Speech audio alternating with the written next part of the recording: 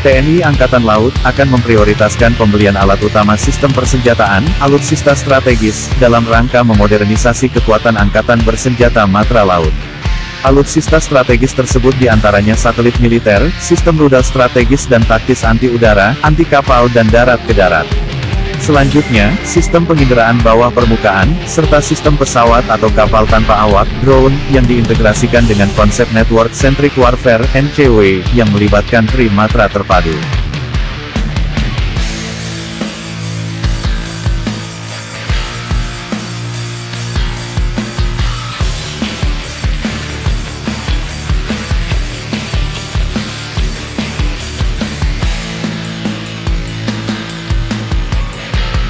Dilansir dari Kompas.com, Kepala Staf Angkatan Laut, Laksamana Yudo Margono menyebutkan alutsista dan peralatan tempur mempunyai nilai yang sangat strategis dan krusial dalam mendukung keberhasilan tugas TNI Angkatan Laut.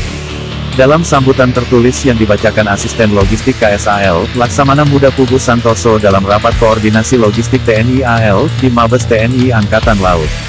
Yudo mengatakan, pembinaan terhadap peralatan tempur tersebut yang bertumpu pada kemampuan operasional merupakan kegiatan yang harus dilakukan dengan baik, karena memiliki dampak yang sangat strategis.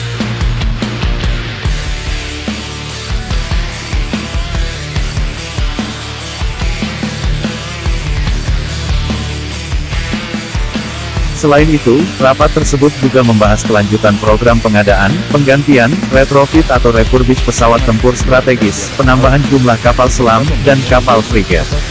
Selanjutnya, membahas kelanjutan program pengadaan kapal korvet, kapal cepat rudal, dan kapal patroli dengan kemampuan operasional dan kemampuan tempur penuh. Kemudian penambahan jumlah alat angkut militer dengan melibatkan industri pertahanan guna mendukung kebijakan pemerintah menciptakan kemandirian pemenuhan alutsista.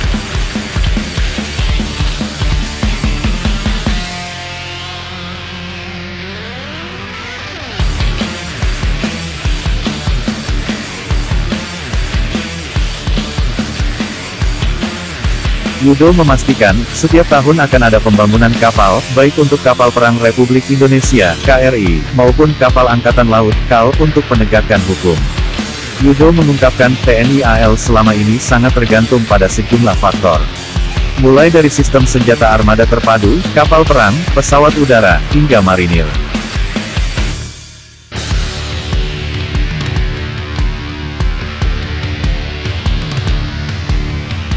Yudo mengungkapkan, sejauh ini program pemenuhan minimum essential force, MEF tahap 3 periode tahun 2020 sampai tahun 2024 TNI AL, baru mencapai sekitar 60%. MEF sendiri merupakan standar kekuatan pokok dan minimum TNI yang mutlak disiapkan sebagai prasyarat utama terlaksananya efektivitas tugas pokok dan fungsi TNI dalam menghadapi ancaman aktual. Untuk mencapai MEF itu, harus dibangun terus KRI untuk memperkuat ataupun untuk penegakan kedaulatan hukum laut.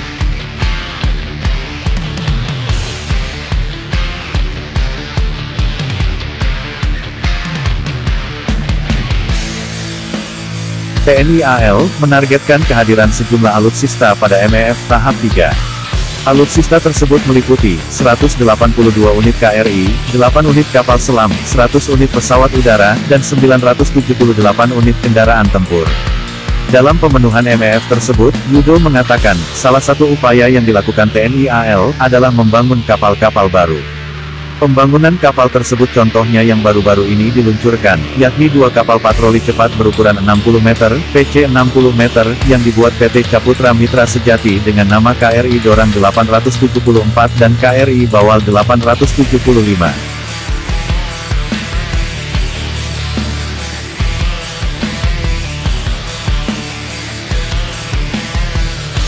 Selain itu, dalam memenuhi MEF, Yudo juga meminta agar galangan kapal dalam negeri mampu mengembangkan kapal.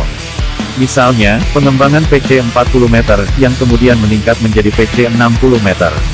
Ini juga sebagai tantangan bagi galangan-galangan dalam negeri yang selama ini sudah mampu membangun PC, selanjutnya dikembangkan menjadi PC 60. Sehingga PC 60 ini, mampu untuk beroperasi sampai di ZEE, zona ekonomi eksklusif.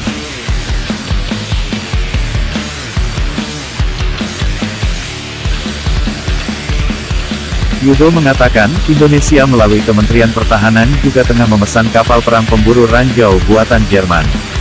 Kapal pemburu ranjau tersebut dikerjakan galangan kapal Jerman, AB King and Rasmussen, sejak 2021. RI memesan kapal perang pemburu ranjau sebanyak 2 unit yang menggunakan mesin buatan MAN tipe 12V175 DMM. Pengadaan kapal perang dari galangan kapal luar negeri menjadi opsi lain ketika galangan dalam negeri tidak mampu membangun sebuah kapal yang diharapkan.